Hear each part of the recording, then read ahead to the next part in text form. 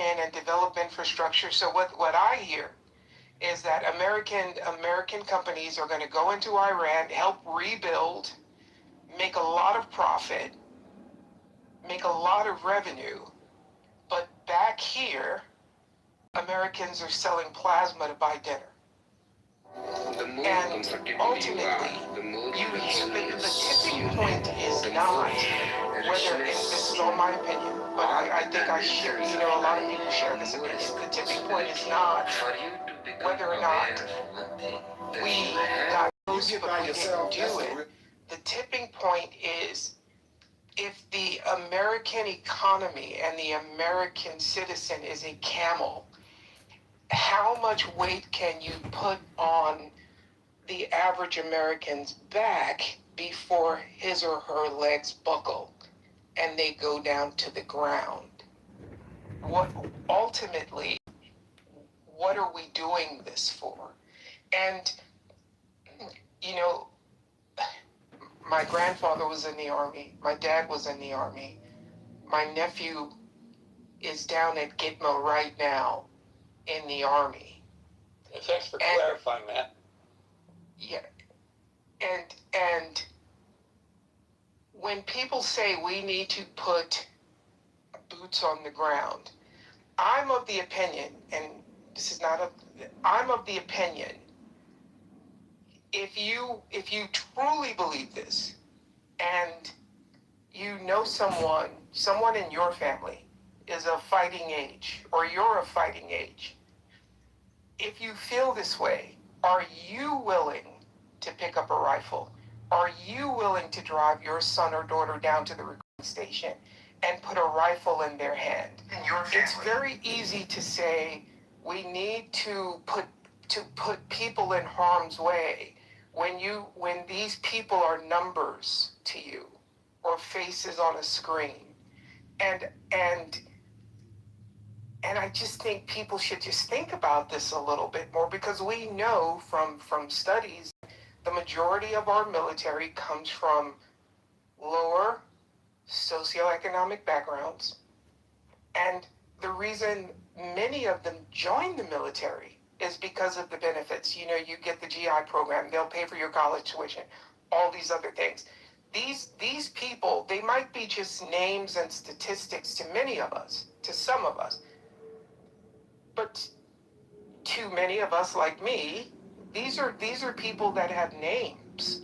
These are people that, hey, I don't want to see, I'm just being candid, I don't want to see my nephew jump in to some foreign place and get his head blown off if our leadership can't tell us why this is happening and tell us what this is really for. It has been confusing from day one what the messaging is. And now again, it seems like the messaging is we had to go get the nukes. Well, what nukes?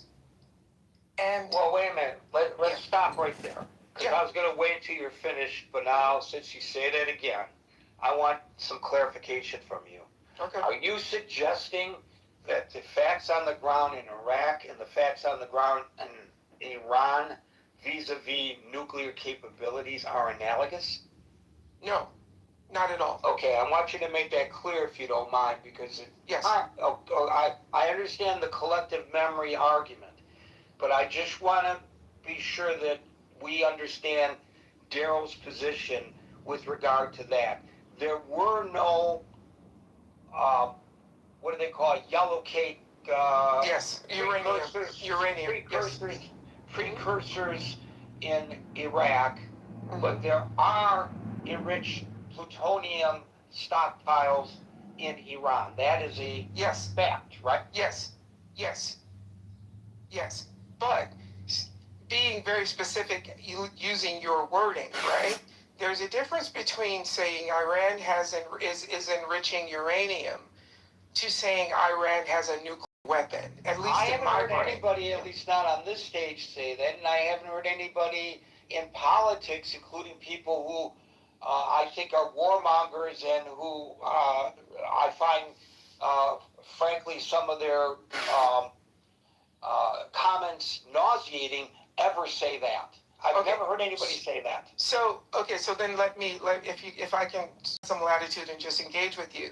If someone says we have to go get the nukes, what does that mean to you? I think when people are saying that, it's a shortcut to go getting the enriched uranium and destroying their abilities to create nuclear weapons. Okay, That's so what you're an educated guy. If you said to you asked me what I yes, how I see yes, it, yes. and that's how I see it, and I think that's how people I know see it.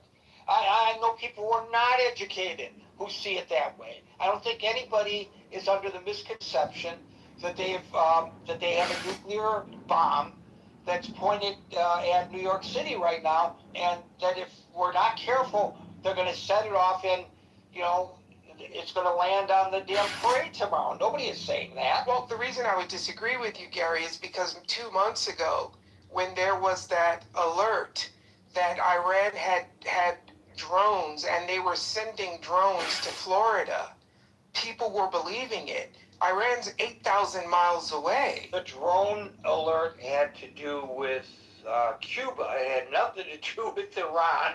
And it is possible right now for Iran or almost any other country, I presume, who has the connections, they don't need the scientists to put together what they call, I don't like the terminology, but it's what it's called, a suitcase bomb, and place it in Times Square. They can do that right now. Yeah, but we're talking about two different things. The point I'm trying to make is when you say that people don't hear words and assume something, I use the drone things just as an example of people hearing there are drones headed to Florida from 8,000 miles away. It's just amazing to me, really, how people have so little regard for the ability of our fellow Americans to comprehend what's going on.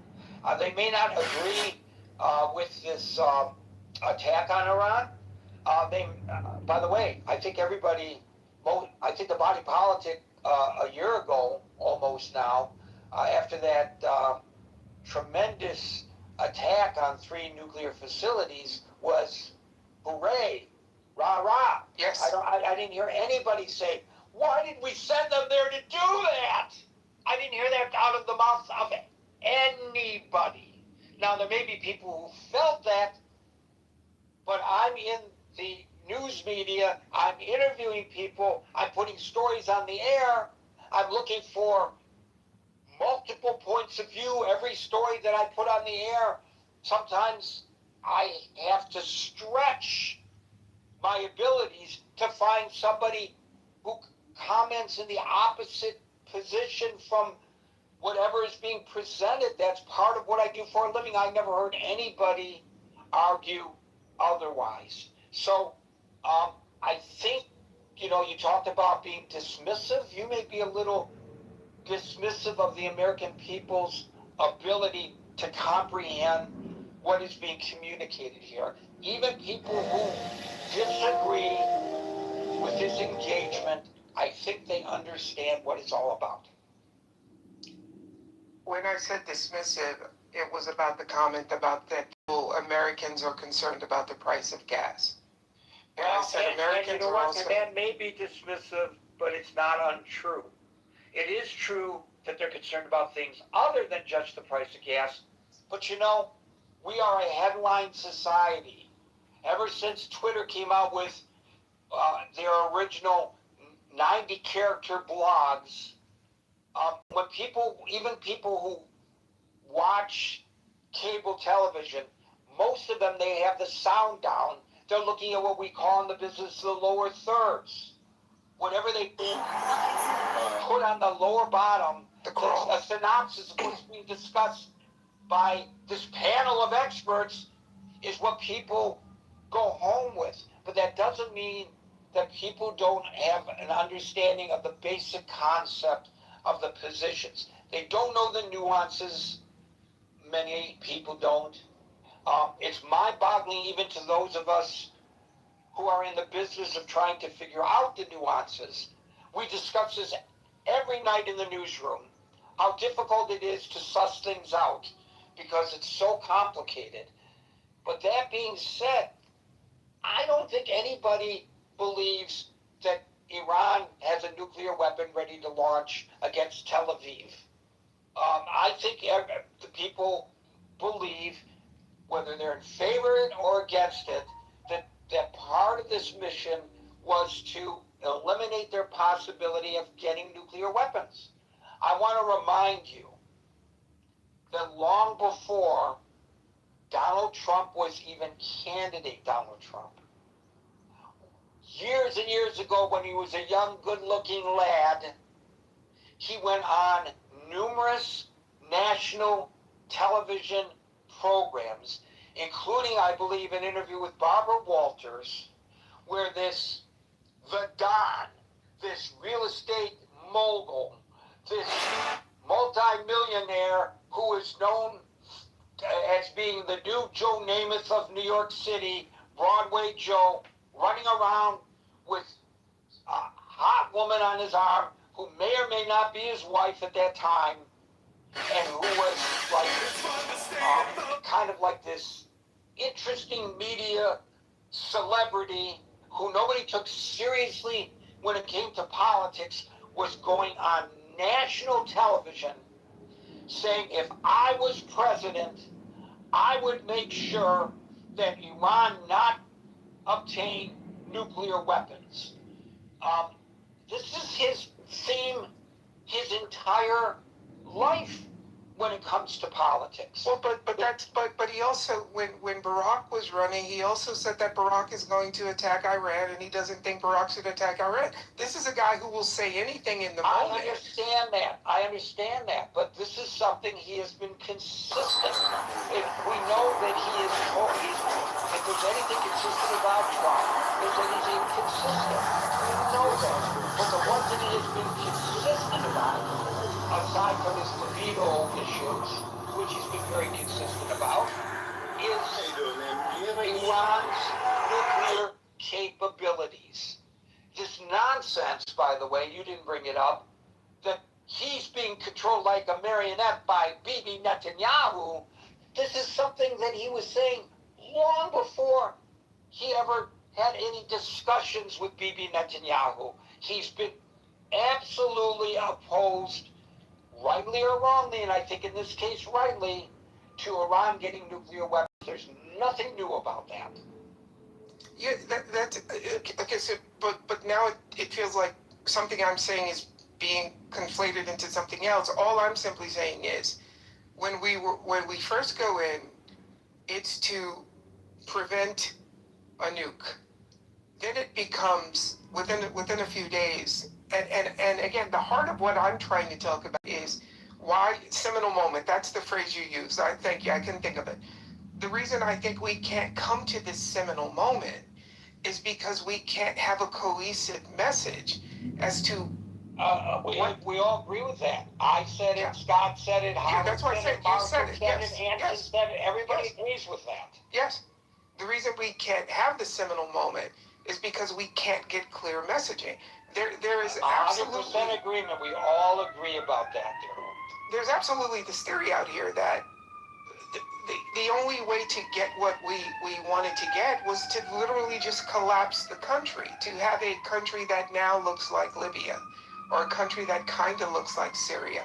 But now it's okay, we can't have any of all of these things, so let's just bring in big business. Let's just spend some money and we'll get it all fixed. Body cam video and again, and other materials from the I say this all the time. You know my background. I'm this private equity guy. I'm all for this, but I'm saying, as a society, it's not sustainable. Right. So let me codify your position and tell me if I got it right. Your position is this: that the real reason we went in there is to create business opportunities for Trump and or his cronies, and not really for the purposes stated, which kept getting changed. I'm somewhere along that path, Gary. But what I go back to, and I'll end it with here.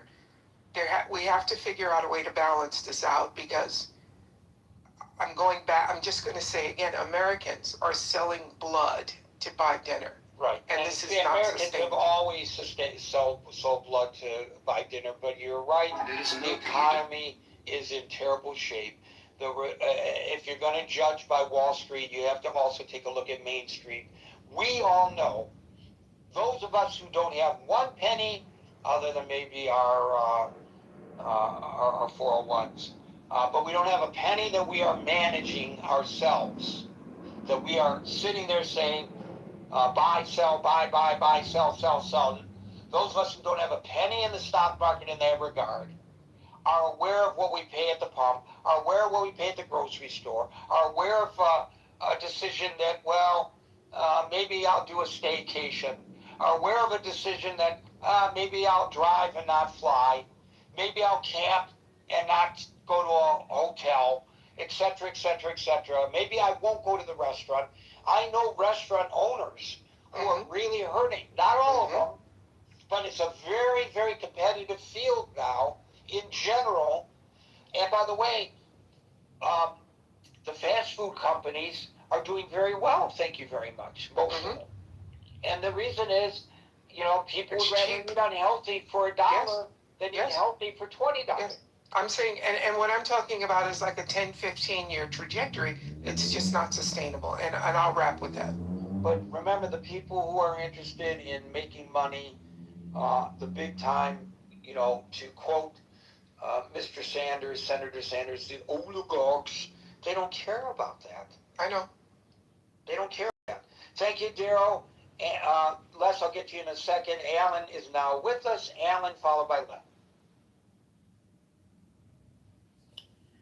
Good afternoon, guys. Apologize, I got stuck doing some paperwork and. Hey, if you're doing business, I'm all for it. The little business guy, I'm for. I don't want people to be making money off of my sweat, but you are making money off of your sweat, and we're all for that. We're all with you, Alan. We're all with you. You want me to make you happy? I had one sale at 9:13 for $13. Second sale was a 5 minutes ago, 12:30.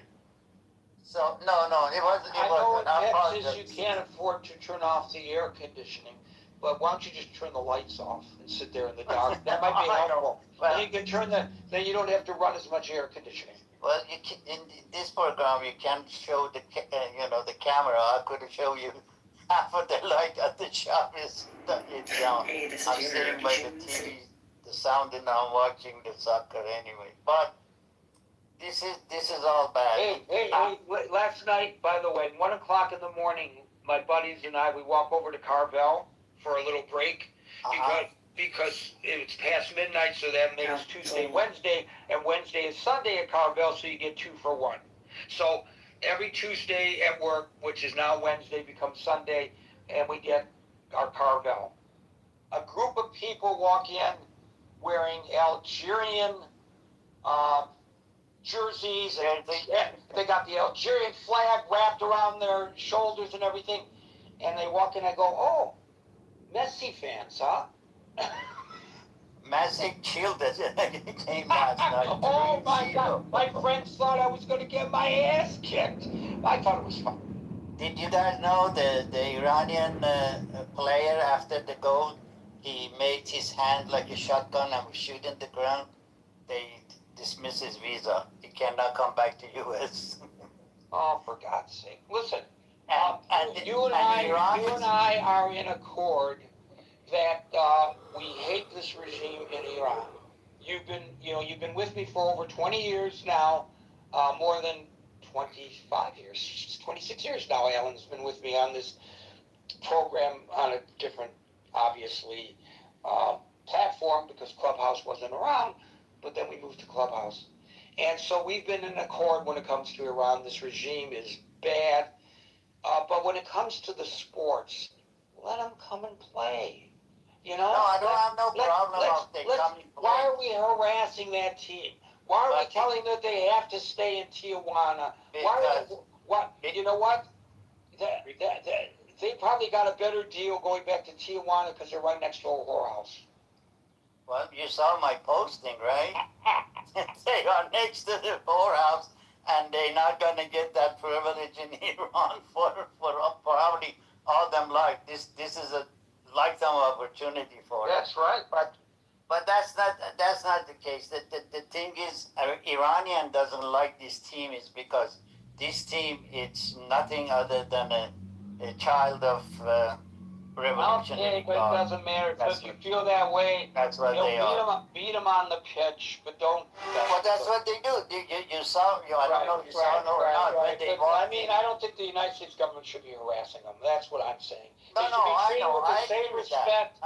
They are our visitors, and they should be treated with the same Iranian, respect. they doing the greatest job to boo him in the field. Right, And- that's different. That's individuals. And But I'm and just that's saying it. They, But I'm just saying, United the United States should States sit government, back. we are a host country, and we should be treating every Exactly. country that's invited, including a referee who says despicable things in his private life, or a coach who says despicable things in his private life. 100% agree. They're But not coming here to set off bombs, for God's sakes. Let them come and let everybody enjoy. but Anyway, let's get back to the topic. How dare you take me off the topic? because I like to, sometimes I have to push your button, and then I love the way you get excited and then hit the nail harder on the coffin. But the whole thing is, it's a every day passes, this deal went in. I believe in the thing I read yesterday.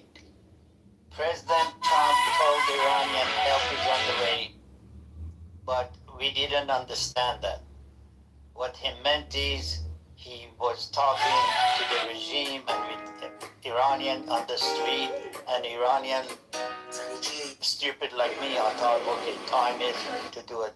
But the thing is, I still don't understand it, and it doesn't, I just don't understand. But majority of the people, they have a knowledge, they think the war, it was just as bad as war with Iraq. I wasn't agree with Iraq. The war with Iraq was, as Daryl says, they said bomb, he's got a nuclear bomb, he's got bomb.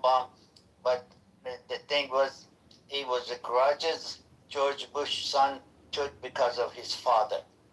And then he went in and he did, and most Iranian, they were disagree with it. We didn't want this war started because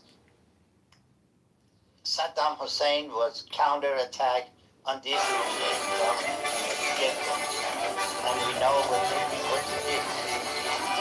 As soon as We made a promise to the working families of our state. oh yeah, I remember. And he mocked me when I suggested that we mistake going after Saddam Hussein. You don't know. I've been an expert in this field. Blah, blah, blah, blah, He blah. was an expert. He was just his Mouthpiece. knowledge He was a about the whole mouthpiece. thing. They're was He was a right on mouthpiece. more pro Yeah. experts because they're fucking pops there, you assholes. Exactly. You said it. But that's how it was. But this time, no element was there. But when I wasn't sure when Mr. Trump says ceasefire in January 17 and 18, and that screwed up everything. And I'm sure, Gerald says, Marshall says many times, we need to look at our benefit. We need to look at, our security, and that's the bottom line is. And there is nothing in it, and I'm afraid we have enemy within, and hopefully we come safe. I don't have no choice. I don't have no alternative except ask God every single day to keep us safe and keep us life, I guess. Back to you.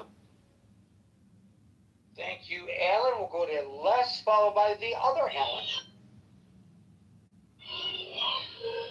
Well, first of all, in terms of it being ridiculous not to,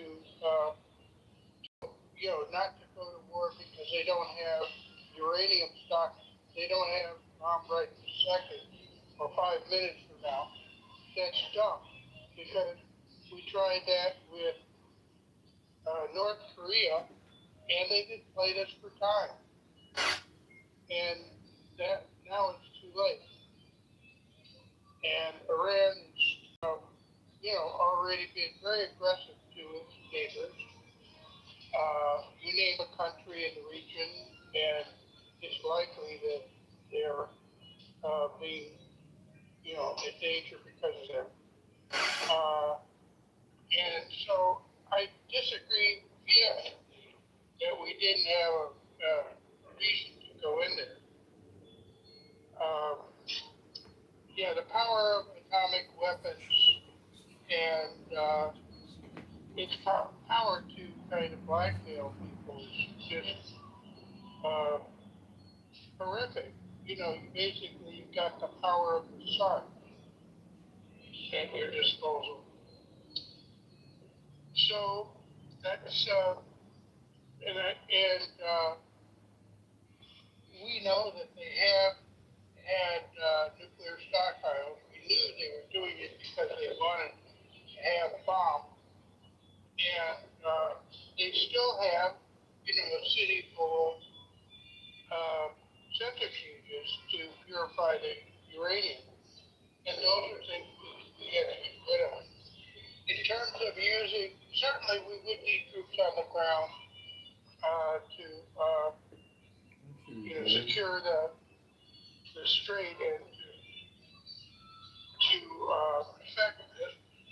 And I certainly understand that that's asking a lot. People, ground wars in Asia are horrific.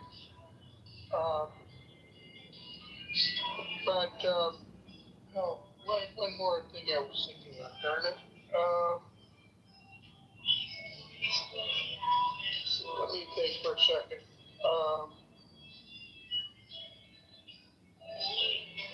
In terms of economic, basically starving them to death, that worked for in World War I. That's what we did to Germany, and they folded. And then, you can't just say, you can say that the top people are, they're going to hang on to the last moment. But to keep a society, a nasty society like that going, nasty government, you need to have collaborators. You need to have soldiers and, people that keep the other people under control. And that takes money, and if they are starving, and they know there's an alternative, sanctions are starvation, etc., is a way of getting people to fold. When I say starvation, I don't think we should be, trying to hurt civilians. I think we should be trying to keep them from basically paying their collaborators. Thank you. Thank you, Les. I have breaking news, and I don't know exactly what this means beyond what I'm going to tell you. Breaking news, Trump officially signs the Iran agreement. I don't know where he was when he signed it. Was he in France before he got onto Air Force One? It was digital, Gary. No, the digital signing was earlier. Well, I just got a notification of digital signing. So there's been a second digital signing? I think you're getting a report of the same thing. I mean, it's very confusing. But anyway, I thought there was a digital signing over the weekend. No, I just got a notification of digital signing just now, right around the time that you announced it, maybe like half an hour before. And now he's signed it again. And I don't know whether that means Vance goes to Switzerland on Friday or not. Who knows what the hell's going on? This is what I was saying earlier, have a little faith, not faith, but a little understanding of what people in these newsrooms are going through. I'm telling you, honest to God, literally, even on the overnight shift, I could put a story in brand new in my hourly rundown and change it before the anchor gets to it to read it because something has happened on the ground or something the president said that changes what we just put into the show. It's mind-boggling what's going on right now with regard to the news. We don't even know what we're reporting. I mean, we're reporting the facts, but we can't even take the time to put it into context. It's very, very difficult. Well, Gary, to be honest with you, to achieve what they want to do is to keep me and you and everybody else on the stage of confusion. Isn't there a song about that? Thank you, Alan. Thanks for your interjection there, Norm. Thank you, Les, for your input. We'll now go to the other Alan, followed by the aforementioned Norm. So, Gary, I hate to add more complexity to this, but... I already got a headache, Alan. I already got a headache. Be gentle. The other day, after I was on, one of your people on stage made a big deal about getting rid of all of the nukes. And I was quite frustrated because that's a terrible oversimplification. And I kind of align myself with what Daryl was saying, but I would like to add a caveat, which is, as I understand the JCPOA, it allowed Iran to have nuclear material for medical purposes, for potentially nuclear power. I think that when we say all nukes are bad, them having all nukes are bad, we are putting them into the prior story. It's like saying all sugar is bad. No, refined white sugar may be bad for us, but a human can't survive without natural forms of sugar. So it is incredibly stupid to oversimplify the issue of nukes. And so I wish that in your media situation specifically, when you talk about the nukes, we should go back to this part in the JCPOA that allowed them to have it for modern purposes such as power and medicine. Thank you. And to the question of what do people think when they say they don't have the right to have nukes, I think anybody suggests that they shouldn't have it for power or medicinal reasons. Oh, I disagree with you, because I think the guy who was on after me the other day used the word nukes and did not define it that way. And so I think that for a lot of these people, the JCPOA. So from now on, are you suggesting that when somebody says Iran shouldn't have nukes, I have to ask each caller what they mean by that specifically? I think everybody recognizes what people mean by that. Well, I'm not so sure. Maybe you don't have to always do that, but maybe you should say, what about for nuclear power or for medicine? Because I think a lot of these people don't think about that. I don't think they don't think about it because that's not what they're thinking about when they say that they ought not to have nukes. But they're not suggesting that that people who have cancer ought not to get radiation treatment in Iran. I'm not sure that I agree with you. I could be wrong. You know that General. But have you ever heard somebody say that? I have heard people refer to nukes the way that people refer to sugar. People think all sugar is bad. All sugar is not bad. Sugar is part of the human condition. It may well be that that's not a perfect analogy, but I would submit that I don't want to use the name of any specific person, and I don't want to insult any of your stage members, but I don't think most people understand that some amount of nuclear material needs to be allowed for medical and for power purposes. They say if Iran has one iota, whatever it is, in nuclear materials, it is wrong, and I think that's unfortunate. May I say something, Gary? the admonishment I gave Daryl stands then, Alan, with all respect to you as well, that you're selling the people short when you think that they don't understand the baseline of what's being discussed when people say, when the president says that Iran should not be allowed to have nukes, he's not saying they should not be allowed to have radiation therapy, which they already have. Everybody knows what he means, and we don't have to break it down into that kind of nuance. I mean, there has to be a baseline of discussion, and I think most people understand that baseline of discussion.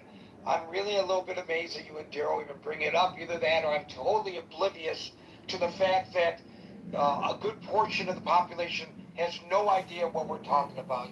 Alan, what were you going to say? I understand Alan and Daryl, they both mean well, but I'm afraid the knowledge about capability of this regime, it's almost zero. The governments goes to the hospital and shoot the doctor because they were treating these demonstrators. They're not going to sit down and emphasize on the nuclear powered facility to help cancer people and the medical and so forth and so on. Since Obama signed that treaty with Iran, Iran had plenty time to build a nuclear facility to help the electricity. Tehran, the capital city, in last 2 years, they had 3 hours electricity in a day. Come on, guys. When they said nuclear power, that means nuclear bomb. Prior to the JCPOA being ripped up, do you think that they had built any nuclear bombs? Yes, they built in Natanz after they signed that treaty. So you're maintaining they violated the treaty. Exactly, sir. And let me add this point. That they did that in spite of the fact that we had international monitoring. So you don't trust the international monitoring as well. I know, because they gave them 2 weeks to go. 2 weeks they gave them to this nasty government. They gave them 2 weeks notice before they go and inspect. What are you talking about? They didn't have monitors in fact, Alan. That's the problem. So you think that we were better off to have ripped up the JCPOA, which was a starting point, than where we are today? Is that fair? Yes, it is fair.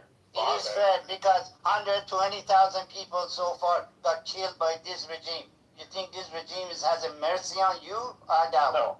No, I don't think that the regime has mercy on me, but I also think that the JCPOA was a starting point. It wasn't a... It never was. It was meant for me and you to think it's a starting point, but for Iran was another win because they built three nuclear facility under the ground, and Natanz is the most advanced one. Well, as Gary said, the bombs destroyed those. So that happened before we theoretically went into this stupid war. There is no perfect solution, and I appreciate dialoguing with you.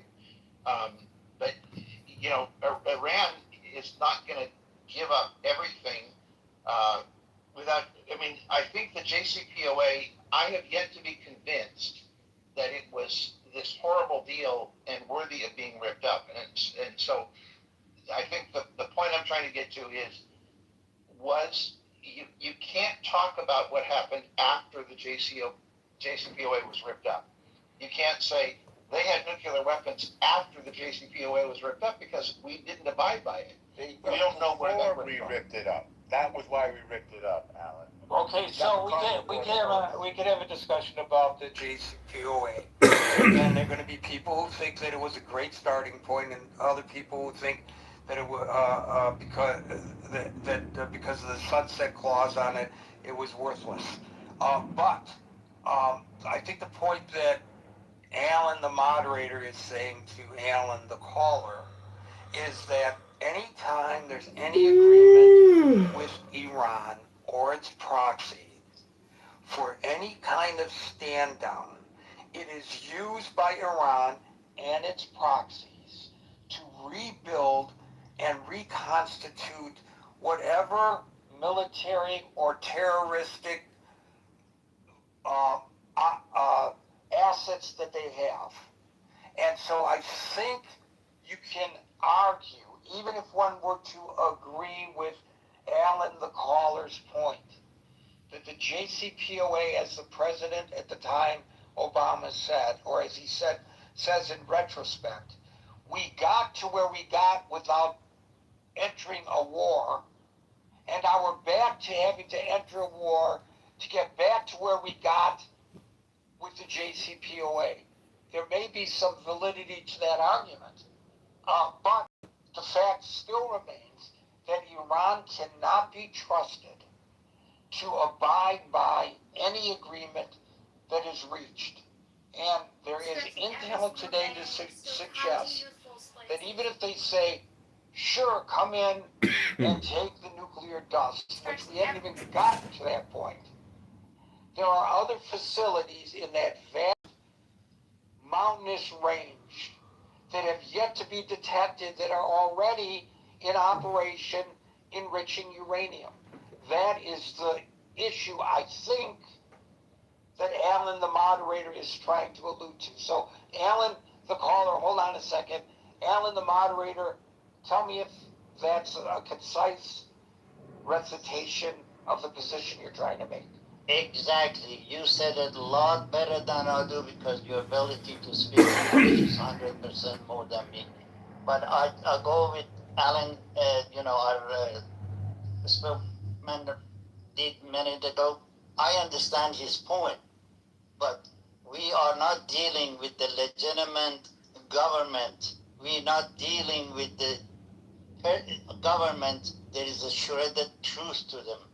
They are bound to get us any way they want. That's in them book. Yes, And but go ahead. I'm sorry. I think I was cut off. no, it's okay. Back to you, sir. I was going to say, if you believe that, and I believe that too. I shouldn't say if you believe that. I said let's assume what you said is true. It seems like the current agreement, the proposed agreement, is even worse because we spent all of this money back in 2014 or 2012, whenever we did the JCPOA. We spent all of these millions and millions and billions of suitcases of dollars, and now we're going to spend them all over again and give them even more resources. So even if I accept your point, which I do, how are we better off with this current agreement than we were with the JCPOA? I never said we are better off. We are 10 times worse, sir. Did you hear what I said?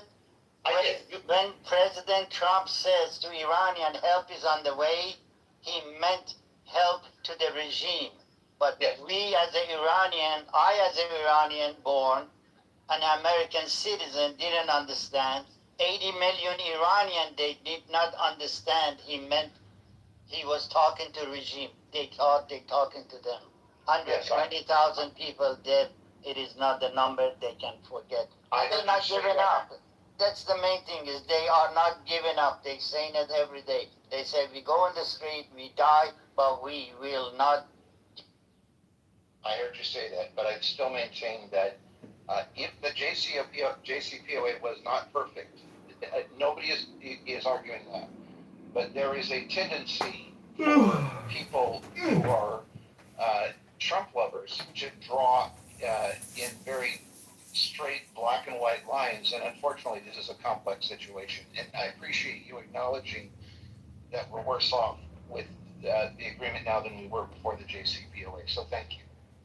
Thank you both, and to Alan, the moderator, if you think my English is good, wait till you hear my Farsi. Just kidding. El Normo, followed by Brian.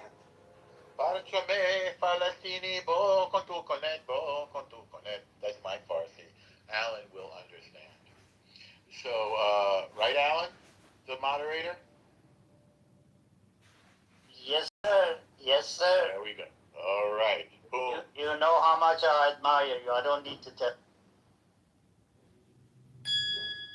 Well, it's mutual. It's mutual and more so. And thank you. So it's just puzzling to me that people will not read and they won't listen to Iranians. Somehow they know better.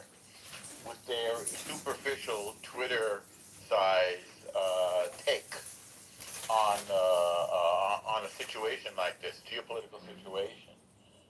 The problem with the JCPOA is that the restrictions phased out and therefore was regarded by the Islamic Revolutionary Genocide Corps as a path to nuclear weapons. A path to nuclear weapons. It would have sunset by now, of course, last October, I believe, 2025, and so we would have been in my view, infinitely worse situation had we not torn it up in 2018 after we discovered the secret nuclear weapons program of Iran. The plans, the scientists, the nuclear sites, and worst of all, the enriched nuclear material, which they had not. Right, and by the way, if you don't mind me interjecting, No. You'll recall that after the JCPOA was put into effect, there were a number of Iranian nuclear scientists that mysteriously died, and a number of mysterious accidents that occurred in their nuclear weapons program that they shouldn't have been producing anyway under the JCPOA. So in the first place. In the first place.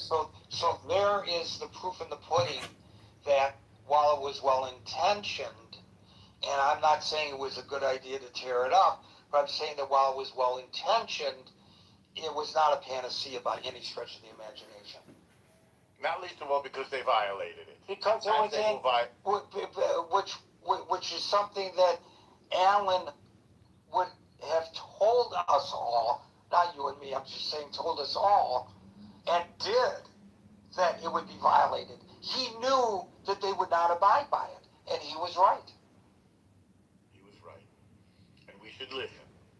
I'm just hitting some high points here. I think it is an emotional and nonsensical appeal to somehow compare or to contrast selling one's blood for dinner with defense money that was requisitioned a few years ago to buy the munitions that we've expended in this war, which of course we will have to replenish with newer, more modern, and even more effective military technology.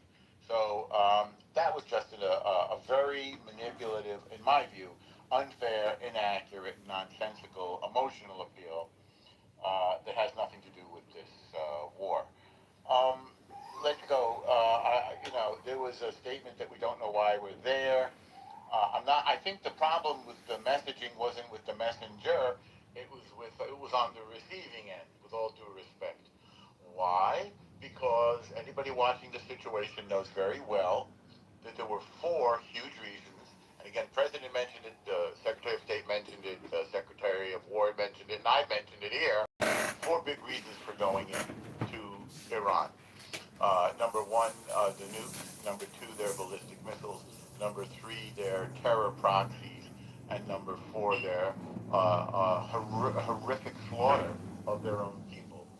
And it is baffling to me that people cannot seem to muster any enthusiasm for the beautiful and cultured and Western-leaning and educated and enlightened Iranian people to be free. For some reason, they just don't count.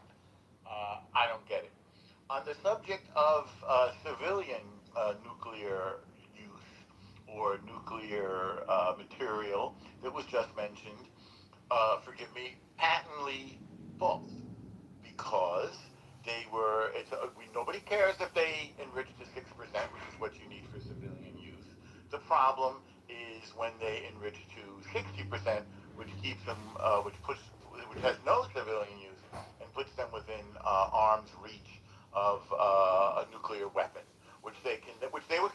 to develop, and which they could put on a ballistic missile and deliver to Europe for now, and soon enough to the United States, certainly to all, and everything in between, by the way, making them into a little North Korea. And many of us will remember when our President Barack Obama left office, he said the number one problem was North Korea. And the reason why is because of its nuclear ability. Well, this country, I mean, we've compared them to Nazis, the Islamic Revolutionary Genocide Corps, not the good people of the country. They're even worse in some ways than, than North Korea, certainly, because they are expansionist and imperialist, and they want to kill everybody that doesn't worship like them. I don't think the North Koreans want to kill people that don't worship Kim Jong-il. So I mentioned that they had secret nuclear sites before we tore up the agreement, and this is confirmed by the IAEA, the International Atomic Energy Agency, and the IRGC did not let them in to inspect them. There was a mention that people don't want their good family to go into war. I understand that. Many of our parents, grandparents, siblings served this country nobly. Some didn't come back. My dad did. I have his flag right here on my coffee table in a triangular box. You may have, with the glass pane. You may have seen those. This was in Incheon in Korea. Some people might have said, don't go into Korea. Probably they did. Some people said, don't go into World War II. I'm sure they did. Some people said, don't go into World War I. I'm sure they did. Unfortunately, all of those people were in the wrong because the United States is willing and able to defend the rule of law, a laws-based society, which includes freedom of trade and freedom of the seaways and freedom of information, by the way. You may have noticed that Iran threatened to cut the internet cables that went under the Strait of Hormuz, like they have a right to do that. That has to do with freedom of information. You'll have noticed that they cut off the internet in their country after they slaughtered what Alice estimated, and I believe it was 80,000 of their own citizens. So if you still believe in freedom, then it would be puzzling to me why you would disagree with our use of military might to defend the freedom that we hold dear. So I think I've mentioned almost everything. The last and maybe most important things. What's different now is that we have shown them that we are willing to enforce our American will to freedom militarily. I'll say it again. We have exposed Iran as a paper tiger, and we have shown them that we are willing to hit them and hit them hard if they don't abide by their agreements. That's different than before. We did not have that military will before. I don't know, Norm. You could build a case the opposite's true. Yeah. That they view the U.S. now as a paper tiger, and they have the upper hand in leverage moving forward based on the MOU. Well, you'd have to take a look at the damage that we did to them to determine whether you think that's a paper tiger. Well, what damage when we're going to be reimbursing them $300 billion? Hang on 1 second. You can't have it both ways, Norm. I think I would say that you can't have it both ways, Howard. We have shown them the extent of damage that we are willing to inflict on them, and we have shown them that as pirates, they are not going to hold the world hostage and somehow enjoy freedom of movement. So we are willing to suffocate them and blockade them, and we are willing to smash them militarily. They cannot sustain that. We can. That's the difference. Yeah, but we elected to not sustain it, and we're giving them new life. I don't know if we're giving them new life. We're resuscitating the regime. Wait, Norm, let me talk. We're resuscitating the regime. We're going to release, $300 billion in reinvestment. And when did we get out of it? The strait's going to be open. I want to remind you, the strait was open before all this nonsense happened. No, irrelevant. The fact that they're irrelevant. That's the whole purpose. What do you mean irrelevant? Completely irrelevant. It's not. No. I totally disagree, Norm. I Norm, understand. Who are you crapping? I'm not crapping anybody. So again, the goal of the war was to degrade them militarily. That will not be reversed. To destroy their nuclear capability. That will not be reversed. Destroy their missile hardware creation factories and facilities. That's not going the other way. To cut them off from their proxies like Hezbollah.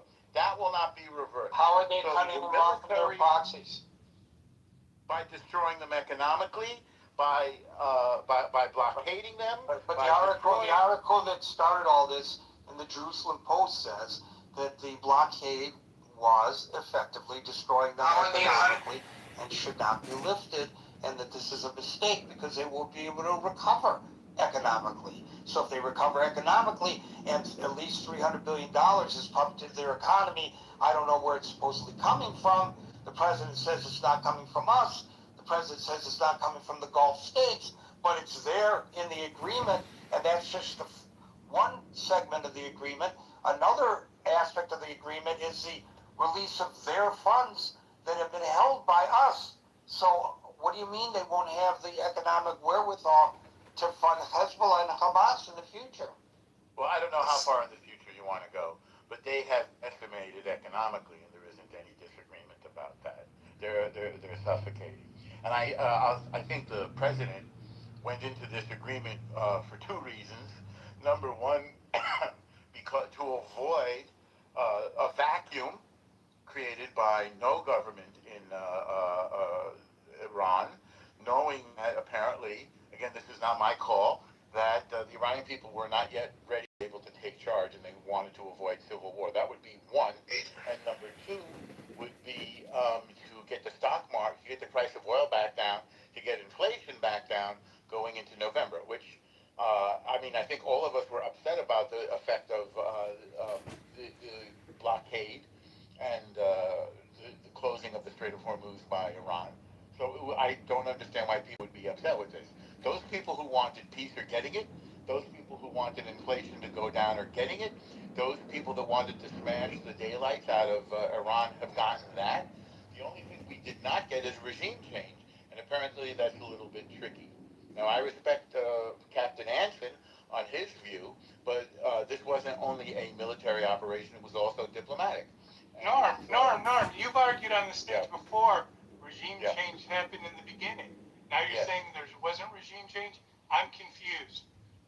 Well, when I say the regime, I don't know if you want to dispute what I said or you want to agree with me, Howard. No, I'm confused. Please clarify. Was there regime change or was there not regime change? You have demonstrated your confusion. Do you want to agree or disagree? Which one would No, he's asking you to clarify, Norm. Come on. Yes. Okay. So obviously it was a theocracy before, led by a particularly destructive regime leader named Khamenei. He's gone. That's a regime change.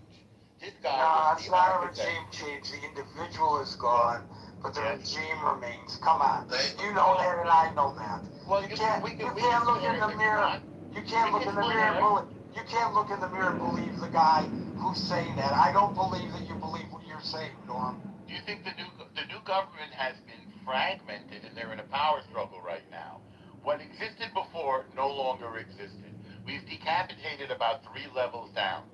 Time will tell whether that is an accurate assessment. But the wacko Khamenei son is now ostensibly in charge if he's alive. We don't even know, so we can't say to definitive.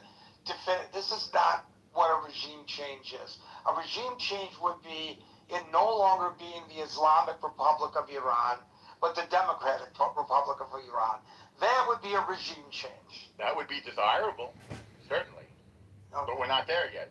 Well, but I agree with you there. I agree with you there, but to say that it's a regime change is really a stretch. This is Madison Avenue-esque.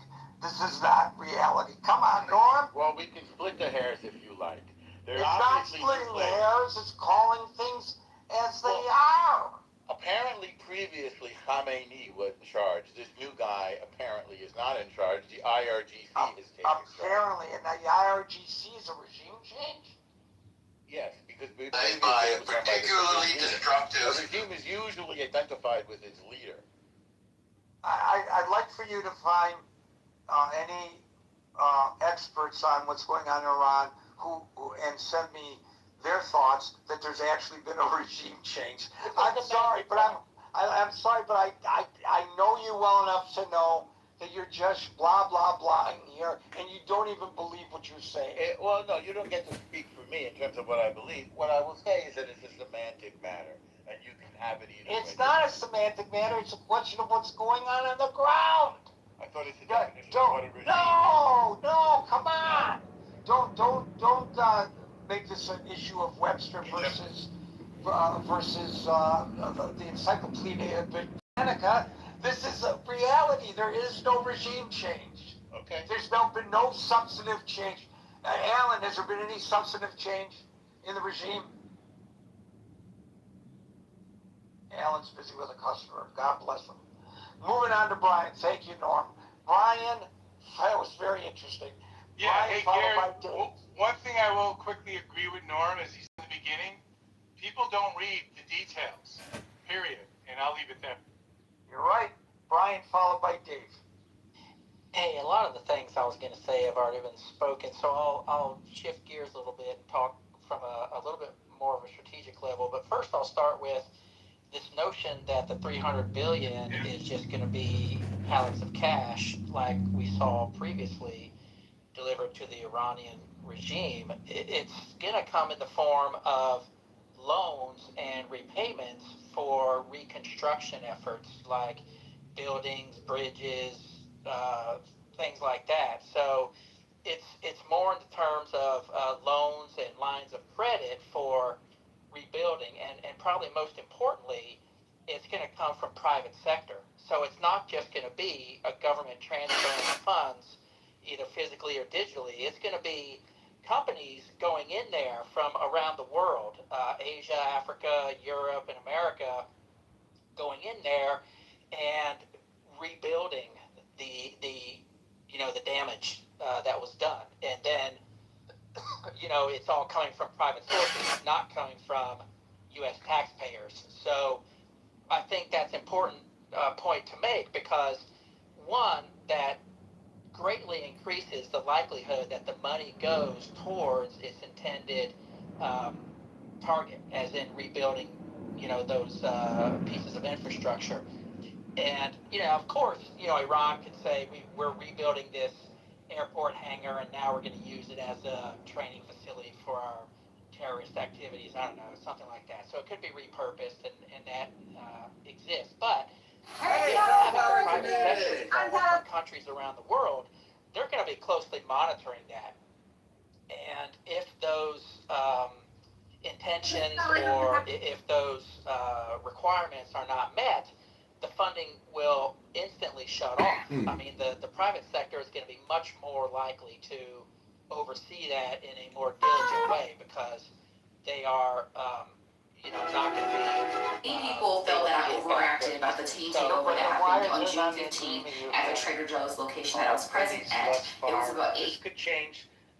We've got 60 days of detailed negotiations, technical negotiations. So what I'm going to ask you may not be entirely fair, but why isn't it not stated that Iran agrees to stop funding its terrorist proxies?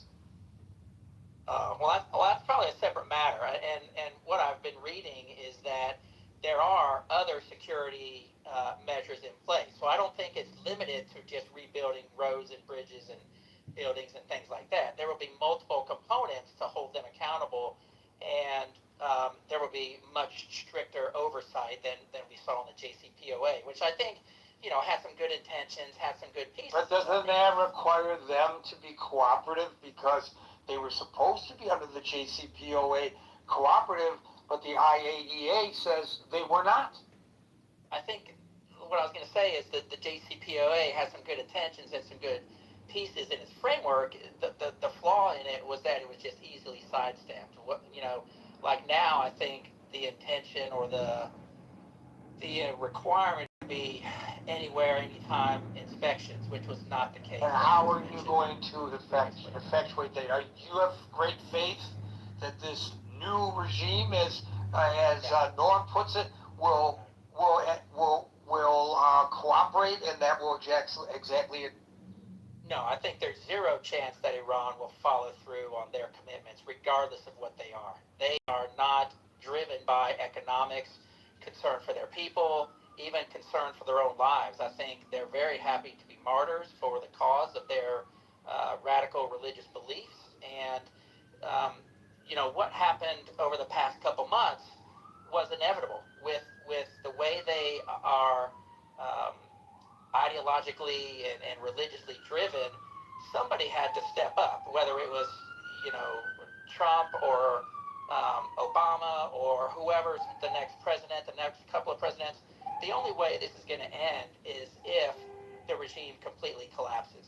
And I think really, from a strategic perspective, what Trump did, and I'll speak to some of the other things I was going to mention, was I think he's done a lot of good strategic things that have created short-term pain, but in the interest of both America and the international community, have created some trend or some movement in the direction that got rid of Venezuela. They are no longer, an adversary as they were previously under Chavez and Maduro. He's severely, restricted Cuba. He's kind of accelerated their demise.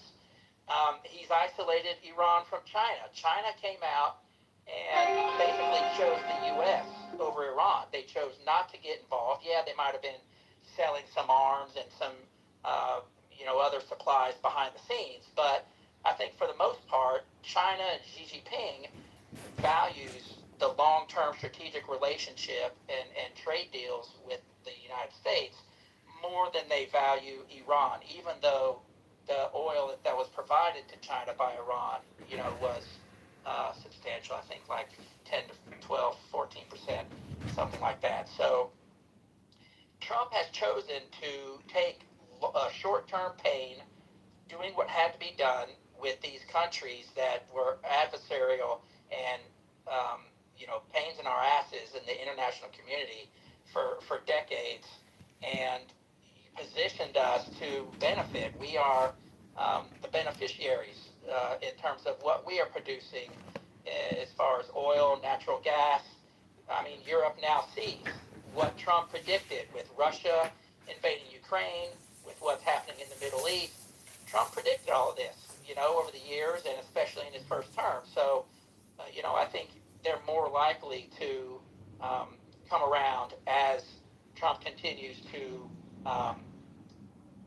continues in this direction. So, his goal was to fundamentally change things in the United States government. And even though Doge didn't accomplish all the things it set out to do, I think at worst, it highlighted the massive amounts of spending that were going out to these bullshit causes. At worst, it allowed the United States to present information without the executive's ability to classify it, because Doge got rid of Adobe Professional.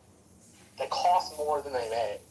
Their entire point was to save money, and they literally, as a department, cost more money to fund by the federal government than they did less.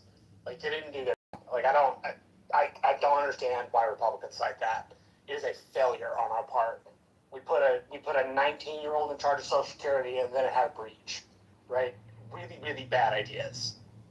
Marshall, I don't mean to go off topic, but to support that example, what's happening with the screw worm down in Texas is another example. We cut $15 million, and it's going to cost way more now to fix it. Absolutely. And you can track the cutting back to Doge. And the problem with Doge in the first place was these people didn't have any context for who they were firing and what they were getting rid of. Not to mention the fact that they fired thousands of people that then had to be rehired, given back pay, and some sort of legal compensation because the federal government wrongly let them go. Right? They were not worth it. And I'm a Republican, but I don't understand the praising of Doge in any way, shape, or form. They were worthless. They were beyond worthless.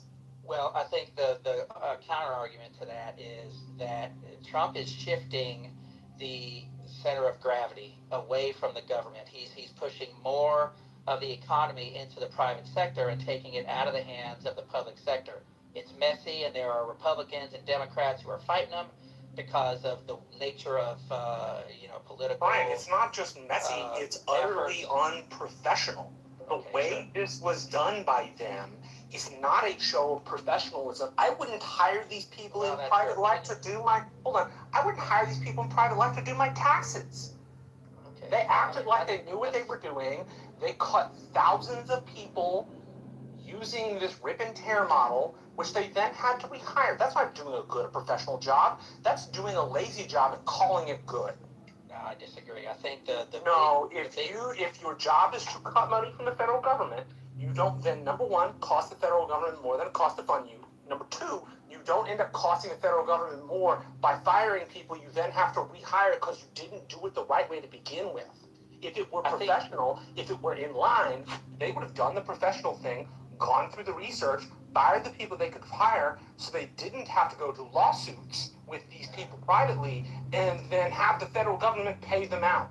That's not professional, and you can't argue that it is. That's not accurate. So I think it's absolutely accurate. They fired a bunch of people. The reason you're incorrect is hold on. They fired a bunch of people. Hold on. They fired a bunch of people that had to retire. I understand. I heard you the third time. Well, don't tell me it's not true, because I can look. If you want the source for them, I'll pull them up for you. They fired a bunch of people that should have fired. I'm going to give you the counter argument, Marshall.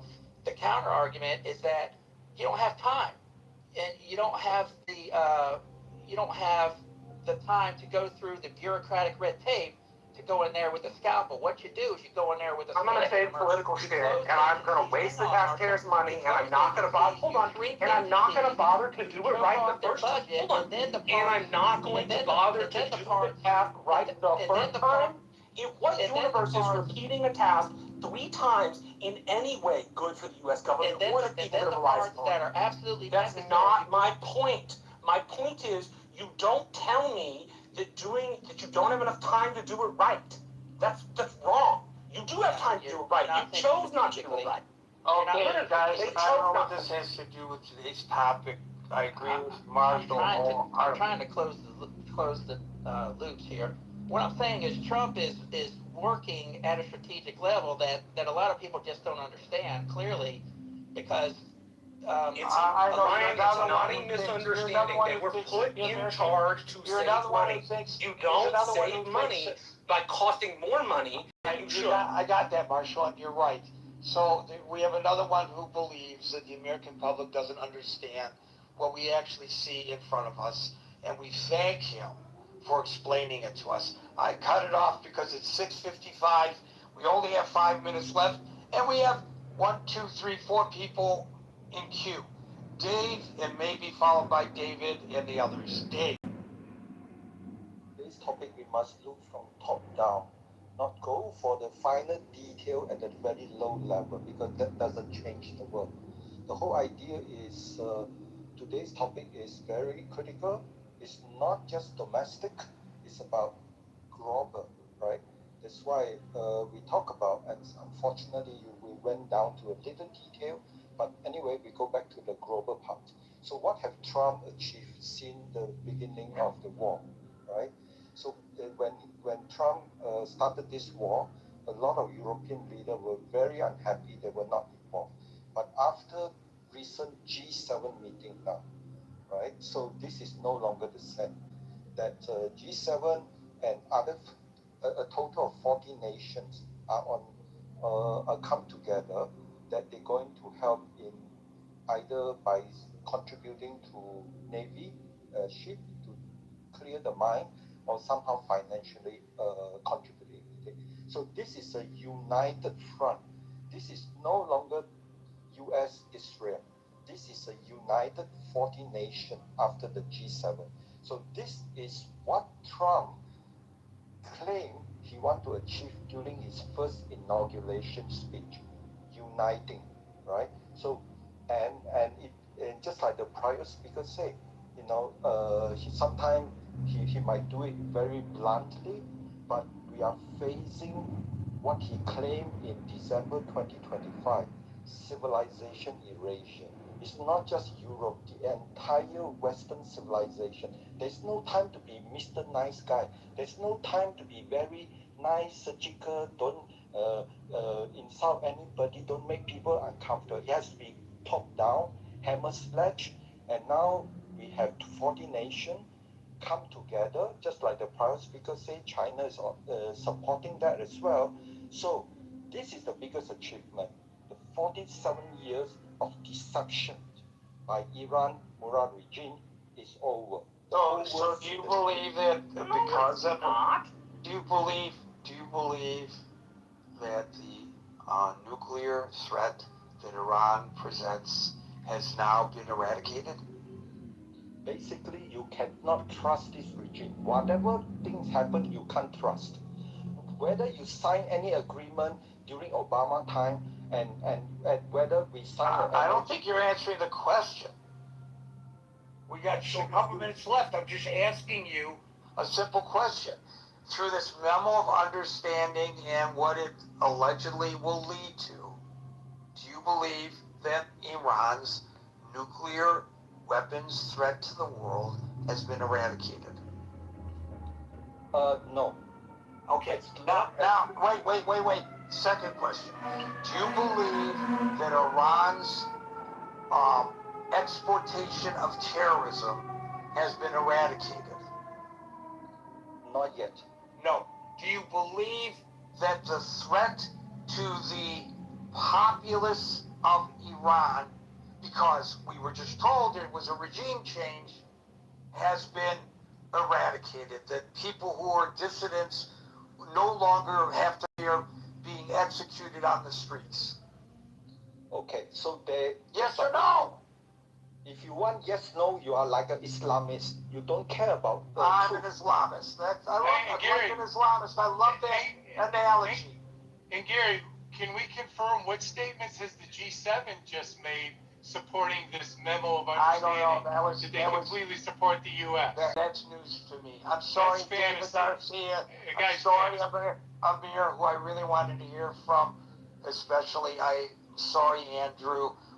Guys, come in early tomorrow, and we'll get you at the top. Please, David, Amir, and Andrew. Folks, we're here Monday through Friday at 5 o'clock New York time. So until 5 o'clock New York time tomorrow, for the next edition of the Critical Thinking Forum, everybody be safe, be well, and peace out.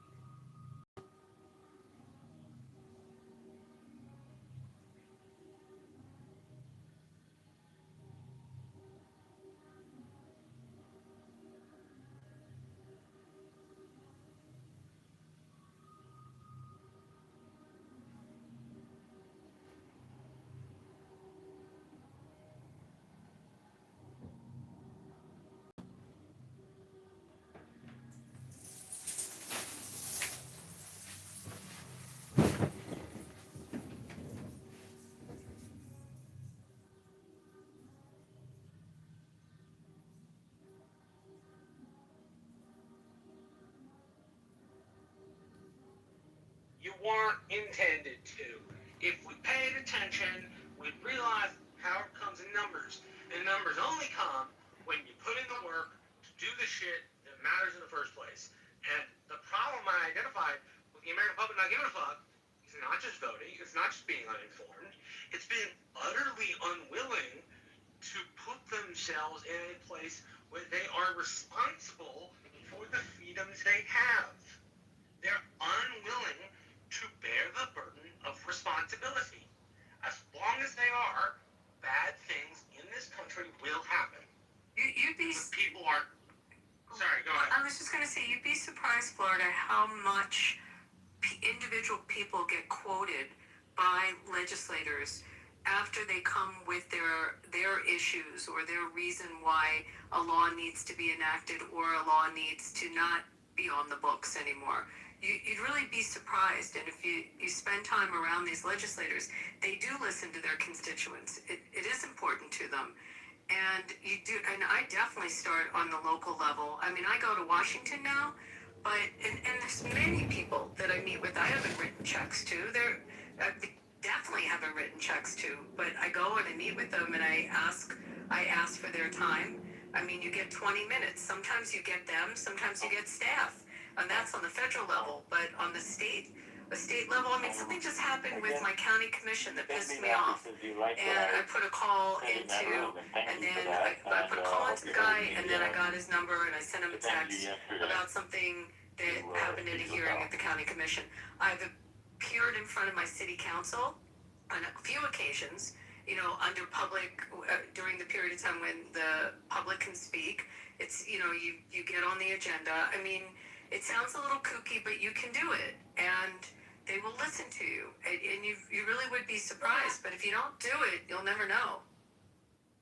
Period. Suggesting Florida, like, again, you and I disagree on a lot of stuff, but you're actually pretty persuasive, and you have a lot of opinions. Because I mean, I'm correct. No, I don't think you're correct all the time, but I think you have an audience in your legislators on your state level. You know, They care more about your checks than they do not on the local level. You'd be surprised. Absolutely on the local level. Not so much. I mean, it's also like, I mean, you're in a bigger state than mine. Mine's a little state, so it's easy to access people on in state elected offices because we're smaller here. But I mean, you got to try it.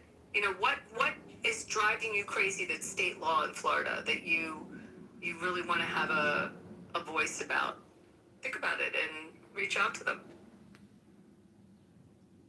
I mean, if you had kids, I don't know if you have kids, and your kids were in a school and with a school district, and you go to those school board hearings. I mean, a lot of parents do that.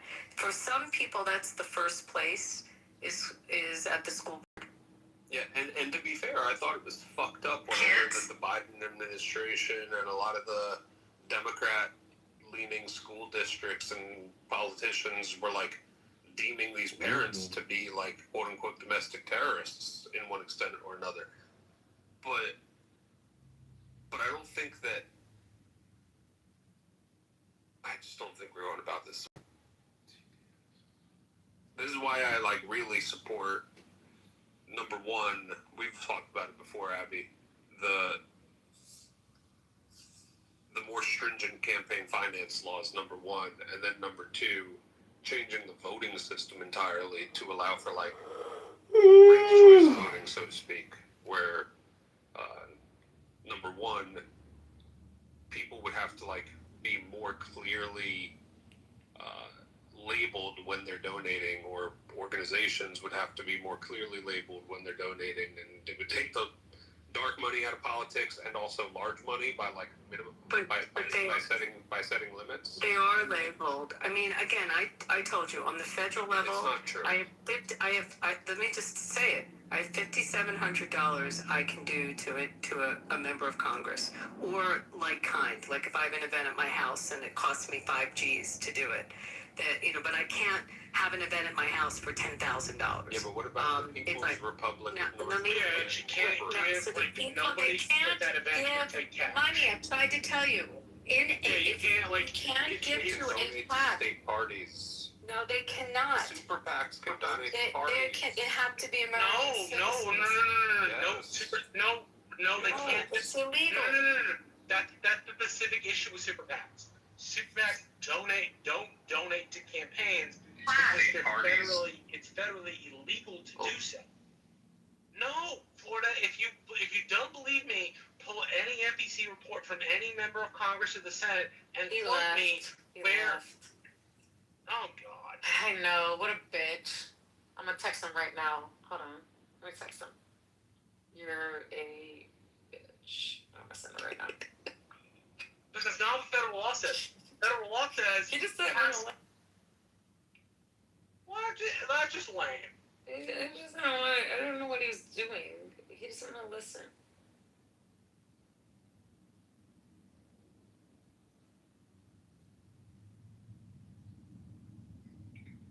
Anyways, what else is going on? I got nothing.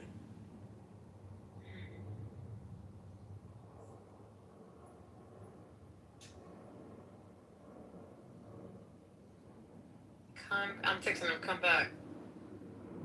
Stop being a little punk.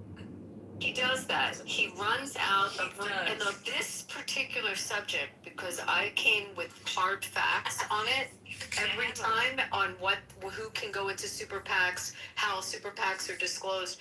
Every single time he tries to say the foreign governments, and I try to tell him it's illegal and PACs can't take it if they're political, and he runs out. Marshall, you've seen him do that. It's annoying. But that's just not what it says. Like, look at a campaign finance report. Right? This is the proof that people are like, they can go to FEC and pick out any campaign finance report from any member of Congress or senator in the country, from any political action group, from any coalition committee, and they don't. Because they're too fucking lazy to do anything about their fucking beliefs. It infuriates me. It's a vote. This is him on the subject. He will go running every time.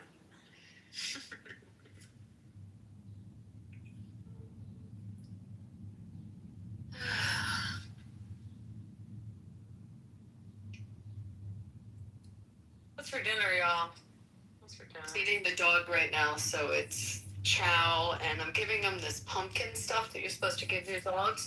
Someone talked me into it. Some kind of like pumpkin patch thing I put on the top of his food. That's what dinner looks like, right? Pumpkin for dogs, huh? Yeah. That's good. What are you eating?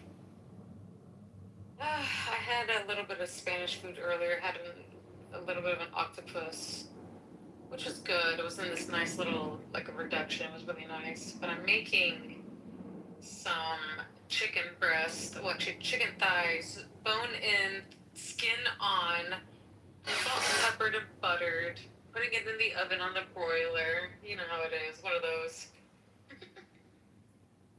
I was in a room earlier and they were talking about how to make a steak like a steakhouse. Like, why my steaks at home never taste like Fleming's or a steakhouse. So they gave me all the instructions, like literally everything I have to do. I mean, that's the process. You have to use a cast iron skillet, which I never knew. I always put it on the grill, which is wrong. And you have to use the butter. You have to like baste it in butter, and you have to baste the cast iron pan in butter as well. I mean, so they went through this whole thing, 1.5 minutes on each side, and then put it in the oven. I never did any of this. No, I just stick it on the grill. Yeah, So, I do sometimes butter at the end, depending on what kind, but not all through. Like at the end, I'll put some, depending on what kind of cut it is. they said to baste it while you're on the skillet. And they said you have to make sure that the other thing they said is use the kosher salt, and you have to make sure that there is no water anywhere. You need to dry your shit. I didn't know that either. Yeah. You gotta pat dry that motherfucker. But I do not. My steaks, maybe like I don't eat steak. I cook it usually for my man. So we get a ribeye, maybe about like an 1.25 to 1.1 inches, you know, in that area of thickness. A cute marbleization, but I literally put on a cast iron skillet, sear it, I sear it like hot sear. Yeah. You gotta hear that shit. And then I lower the heat. I cover it. And then I raise the heat. I flip it. Sear it. I cover it. And I lower the heat. I don't have to put it in the oven. I don't have to do that extra step. Yeah, lower the heat just a bit. Cover it with the lid. I mean, I'm so lazy. I have a big grill in my backyard, you know. So I That's just like delicious though. What? Yeah, but it's not the same. It never tastes not like the a same. steakhouse, right? So You're right. You're trying right. to replicate. You know, there's one video that was done by what's his name, Gordon Ramsay, that cooks a perfect steak on a grill. You should check it out. Let me find it for you. And you're not supposed to put the sauce on until after, right? So Right. no sauce at all, marinating. actually. I think there's no marination. There's no marination. There's no marinating. There's no sauce. There's no nothing like that. It's just salt, pepper, butter. Apparently, you know what I'm saying? They I do have a steak said seasoning I put on top of it too. Which you is do put steak nice, seasoning on. actually. Okay. So she said rosemary and I forget what the other spice was, and garlic, I guess, in the butter when you're basting it. What kind of you put like stuff you buy that says steak seasoning? Yeah, it's Mrs. Dash steak seasoning. Yeah. Oh, I found the one that's on a cast iron skillet with Gordon Ramsay. Let me put that in the chat. This is the one that I learned off of, and every time someone talks about how do you make a steak, people even talk about this video. I'll put it in the chat. Y'all check it out. It was done about, 18 years ago. It was posted 18 years ago. Wow, it doesn't change, man. Doesn't change. Hey, Derison. You just buy smooth beer. Everyone derisive here. Let's get it started. Is that How was the game go yesterday? It's fun always. Yeah, it keeps iterating, keeps getting better. I want to tell you about a small victory I had, or a small defeat, depending on how you look at it. My friend told me a while ago, and I've taken this to my heart, that if you go more than 2 days without going to the gym, you're in a rut. So I've been trying to stay consistent, and it's been a few days, so I feel like I'm in a rut, and then I was like, all right, I'm going to force myself. I'm going to the gym. And then I get to the gym, and they have a sign on the door that says, we're installing new equipment, we'll reopen tomorrow. so I didn't around. Hey man, you don't need a gym to work out. They don't train. That's true. You can do calisthenics at home. Stop playing. Yeah, right. You're absolutely right. Derisive. Don't do that to yourself. I don't even want to say I've got one in my house and I never use it. I'm just saying. Yeah, use the Pilates reformer. That's it. One of my friends has one of those mirrors. You know what I'm talking about? The mirrors that like reflect on you and shit. Oh, what's that called? That It's just stupid. the magic, like that mirror. I can't Yes. Putting at your ball. I don't know what's called. It talks to you, right? It talks to you. Yes. It checks your posture and everything. Like you're off to the left. Please censor yourself. Like shit like that. Like what the fuck? I've got some crazy stuff in my gym. I have one of those shake machines. You know that. The vibrators. It's the power plate. It's Get them called. out on the ground. And I don't use. I mean, Yeah. Serendipity just bought one. Hands behind back. Yes, serendipity. What's up? When she talks to us, she told Lucky Browns. Just get you a If they bag, move, put 35 they pounds die. in it, and just walk. Use those two to get them out on the ground. Take a with couple hands of behind gallons back, of legs up, water, making put it on a punches. If they string, move, throw it they over your die. shoulder, and go for a walk. I could be like those Southeast Asian women and just have a gallon of water on my head. For Exactly. do you know what the temperature is outside if I want to go I don't know walking this. right now? It's probably What is it? 106, 105. Yeah, it's 72 degrees. Yeah, I can't go walking. 60, There you Junior. go. No. You gotta do this in the morning, like 4 a.m. Yeah, this is like a morning or a late Think evening about- jog, like a 7 to 9 p.m. We jog. may get down to 100 Think if I'm about- lucky, but Where are you, Arizona? now I'm in Nevada. It's hot. Oh, Nevada. I think about the outcome. Hey, as I said, man, you just gotta do it really early in the morning. And then I'm sure Ella. Really early. I have a That's dog. great advice. I mean, Have that's you ever fine. considered just waking up at 3 in the morning to go walk? No, I haven't, but my dog does consider that when you're with these. Think about the outcome. I'm Then just other saying, French you would know. God's trying to proceed lead you into the differently right direction here. So, Waking up early is not because that you're just bad, so stupid. man. so I need opinion of something. So You can't What happened? expect I had a broken expect sprinkler. The superior. guy came and fixed it, and it was right near the house, in the back of the house. And the guy's like, I saw termites in there. You should have somebody look at it. I was like, okay. So I had somebody come out, and I was back there with him, Can't and he expect showed me. He goes, superior when working it with could the be a one termite, but it also could be a French flying ant. I really couldn't tell, but She- he's like, she I mean, never if you even want to be draw- she safe, never you get even treatment, drew. but I don't want to say. So if he said it could be an ant, do you think it's probably an ant, or he would have said for sure it was termites? Screaming. Yeah, termites have a distinct, She never like, even drew. they leave Just behind screaming. something very distinct. So Exactly. Well, this was like it had wings, and he's like, it is reason for the swarming Well, ones. And he's like, if it didn't have outcome. wings, it would. I could definitely say, but with the wings, he's like, You eh. can't I'm expect taking an superior opinion. when I working don't with a know. woman with French tip. She So never even drew. Just termites screaming. tend to live near wood. Is your sprinkler near anything that's It's wood? the house is stucco. I mean, obviously it's got the wood frame and shit, but it's stucco, so they're No, not. I meant like, where's the sprinkler at? No, it's right next to a lot of.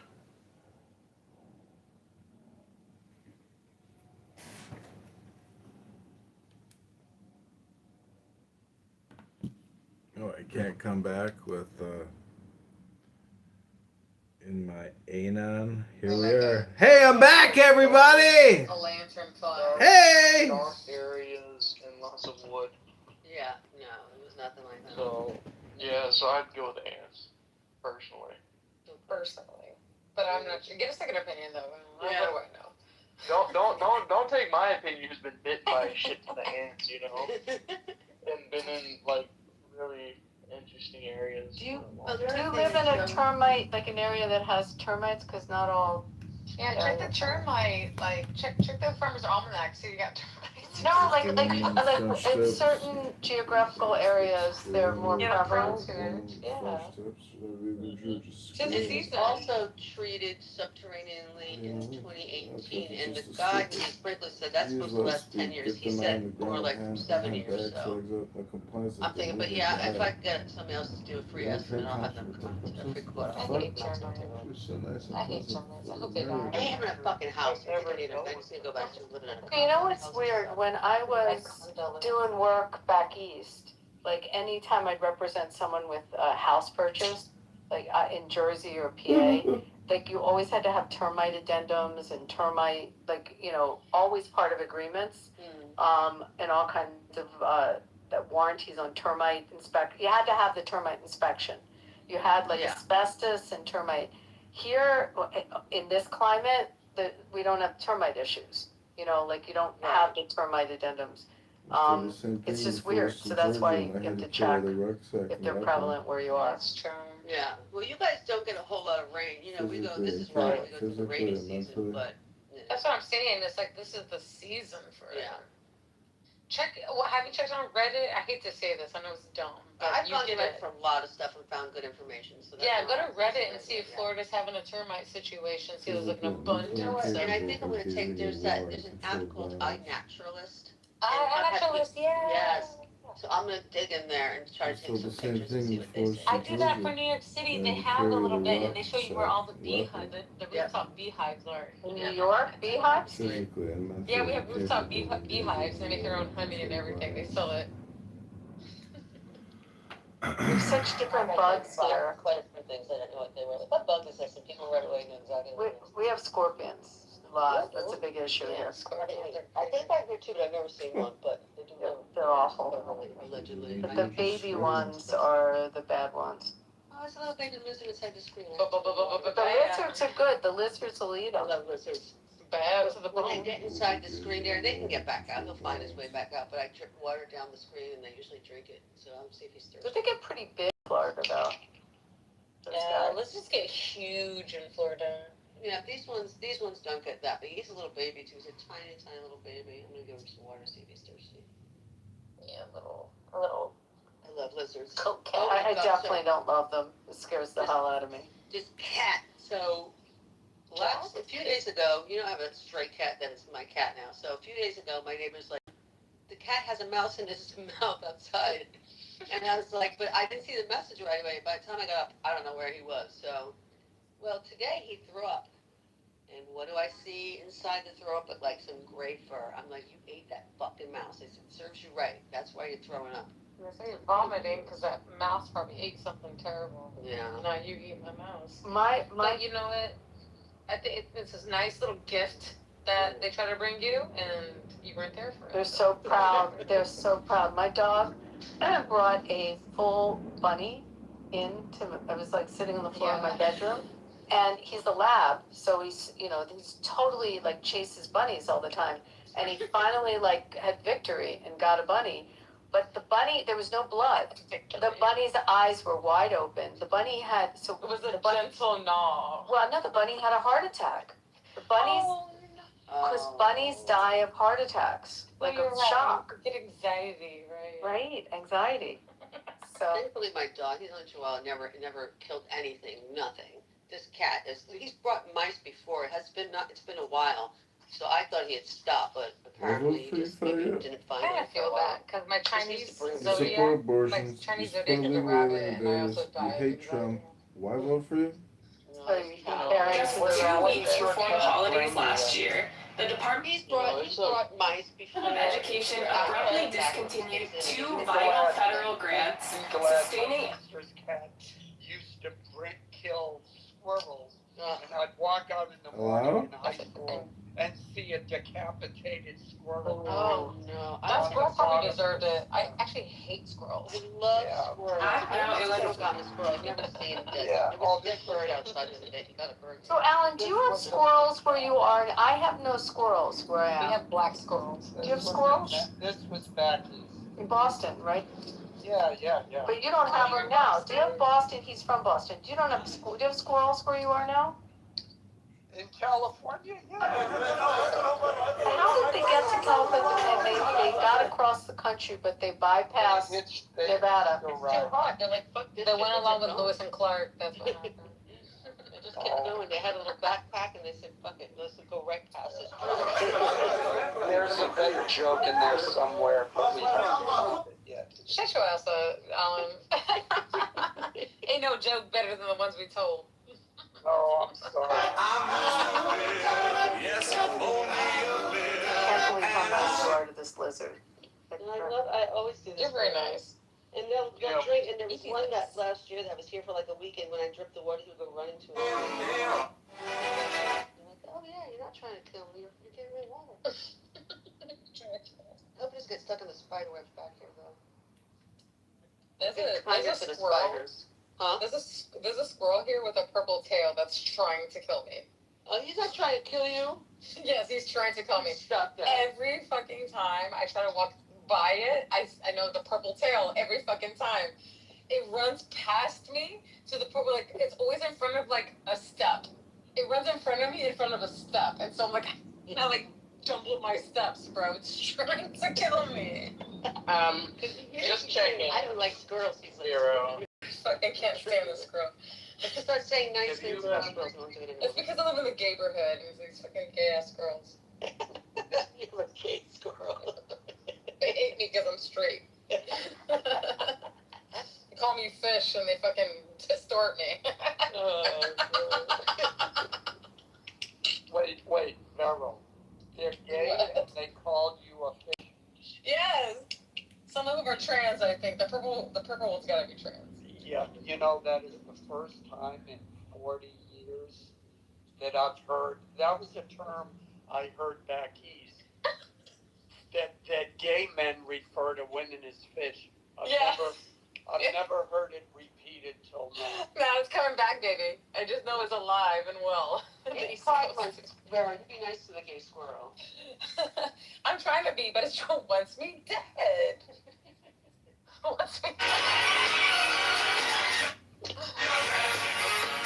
There's one episode of The Simpsons where Grandpa Simpson is sitting Bart down on the couch and he says, Bart, I have a good story to tell you. And he says, well, actually it isn't so good, but it is long. What? I bring that up for no reason. Oh.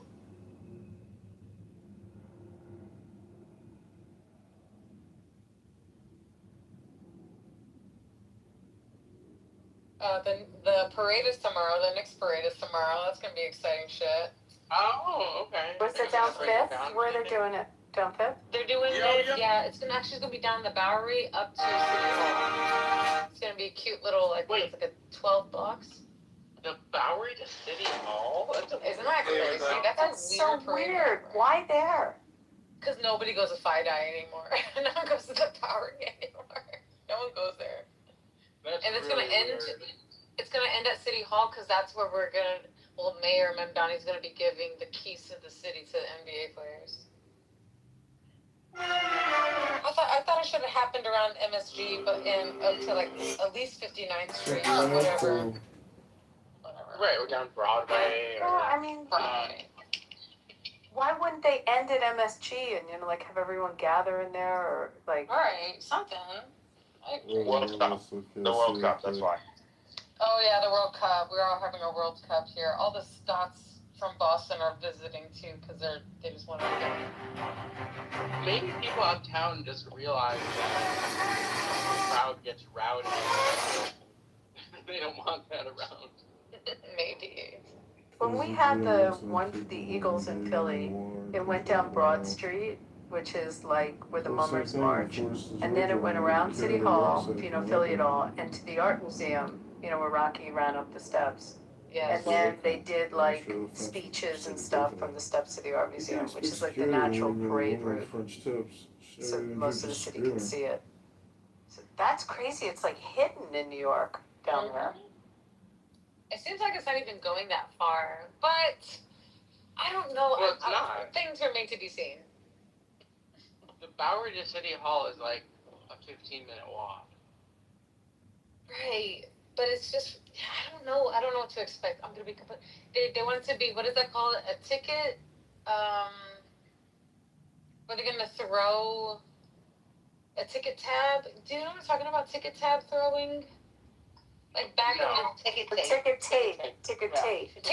Thank you. Ticket tape. Ticket tape. They're gonna do a ticket tape parade. Ticket tape parade. It can only last ticker tape. Ticker tape. Yes, for the accountants back in the day, right? Yeah, ticker tape. So it's gonna be a ticker tape parade. So it can only last a few blocks, anyways. Because if not, it's gonna be just terrible. So they have sanitation on board. They have all sorts of volunteers to clean up afterwards too, so it can't be that long. When's the last time they did a ticker tape parade? That's a really wild thought. That's a good question, actually. I did hear it's been a while. When is the last time NYC did? Like they had it at the end of the war. March World War 7th, 2008. 2018?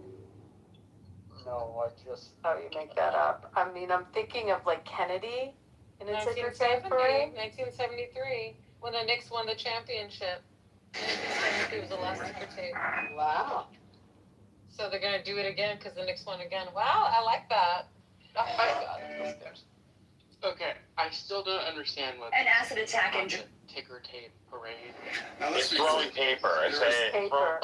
It's so back in the day when accountants used to do like a lot of small receipts that didn't mean anything at the end of during a parade, since accountants were usually in these really tall buildings, they would throw whatever paper they had out the window for celebration. That became like a thing called ticker tape parade.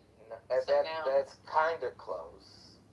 I mean, I just gave you the gist of it. I'm not going to go into this fucking long ass thing. I'm not going to go into a long ass thing either. Ticker tape is what they used to have. When you had the stock market, everybody had a ticker machine, and the ticker machine would run out a tape and would have all of the stocks on it. That's how they got the stock reports before we had the internets. And they had a lot of paper around, and they had all those torn up ticker tapes, and they'd throw them out the window. Which is a elongated way to say what I just said. Yeah. Thank you. No, it's not, Vero. You're being. Yes, it is.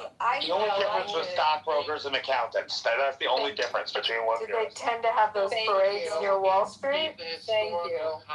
Context of why it made sense. Well, I gave you the gist of it. He just said the same thing I said, with a little more, a little more accurate, like it was from the stock market, not from accounting. I was still accurate. telling yourself that. I mean, I'm still accurate. What? She painted the picture. There's extra tape that they threw out the windows. Thank you. Yeah. That's it. It just had extra tapes. Why Countenance. until Joe explained it. What do you mean it didn't make sense? It Wouldn't still those makes sense. parades have been down in the financial district and like Wall Street area, based on what, if it came out of the stock tickers and not uptown? Just saying. But a lot of people have, Right, a lot of but people in the market. traditionally, Accountants. But definitely Wall Street would have more of it. Parade was for the dedication of the Statue of Liberty. So where did that happen? okay, that would have been down in the financial area. There you go. Well, Battery Okay. Park. Yeah. Why do I kind of remember one? Did they do one for like astronauts or like something? Yeah. Something in New York, like Yeah. not non-sports.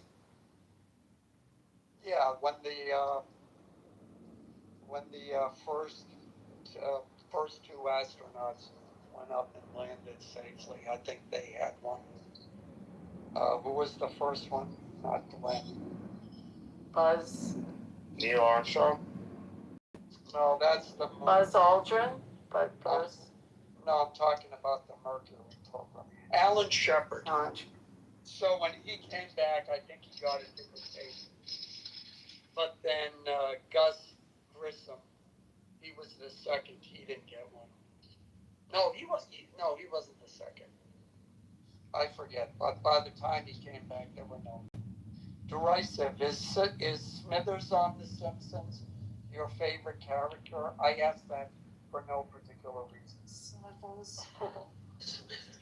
Do you remember Smithers when Lisa was helping Smithers with something on his computer, and then Lisa opened his computer, and the first image that pops up is an image of Mr. Burns dancing, and it says, "Hey Smithers, you really turned me on." Oh yeah. Or he has the fantasy that Mr. Burns is Marilyn Monroe singing "Happy Birthday to You." Yeah. Tomorrow's gonna be so much fun. I'm so excited for it. Guys, I'm so excited. I'm fucking ready. I hate how they're always showing like the bad images of New York. I was at Game 4, and then when I came, it was the happiest I've ever seen every New York. Because it's the only team that's ever united New York. Everyone's either They really made it seem like a riot, didn't they? They really made it seem like it was like a riot. It really wasn't. No, it wasn't at all. I mean, it wasn't in every part of the city, but it certainly wasn't in some parts of the city. No, it Yeah, wasn't. that's with any city that wins a championship, right? No, it's wasn't. just. I was in Times Square. It really wasn't. It really wasn't what y'all thought it was. Yeah, it was. Are all the videos that we saw fake? Is that Yeah. your thesis? They're Do you just think like they're highly. fake videos? I was there, bro. Like, and the next morning they were farmers markets. Is it I possible don't know. I shit just like didn't happen in front of your exact field of vision? Sure, but Shit I mean, happens like, everywhere. Like when a But the team wins a riot? championship. Okay, well now you're it saying is- three different things. No, I didn't say. I didn't say I'm sorry, I nothing can't happened. please you here. I'm sorry, I can't please you. I mean, multiple things can be true at once. Yes, most of the city people were just It wasn't, but peaceful and there wasn't but what I say is destruction. true. It wasn't the riot that people are making out to be. There's nothing wrong with what I said. You're a stickler, dude. You must be. No, Why are you sticking on me right now, bro? Like everything. Everything I say. It was reasonably peaceful. Right, yeah, Yeah. mostly peaceful. Everything I say is Like comparatively to every other city that has won a championship, I would say on a comparative level, it was peaceful for as large of a city as New York is and diverse. New York needs to win a hockey championship. I said no one ever. Then we'll see how peaceful they are.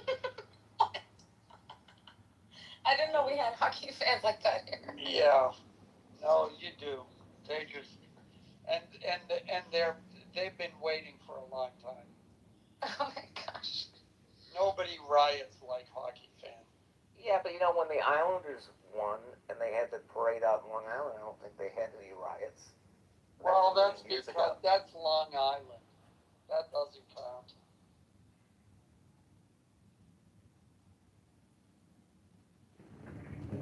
I have no basis for that statement, but it felt reasonable and normal. I think it probably. Death was, after Cain killed Abel, and Yeah. then he went off.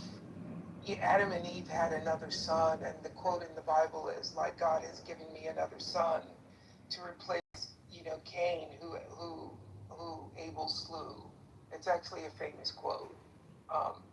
But I guess my question would be to you, if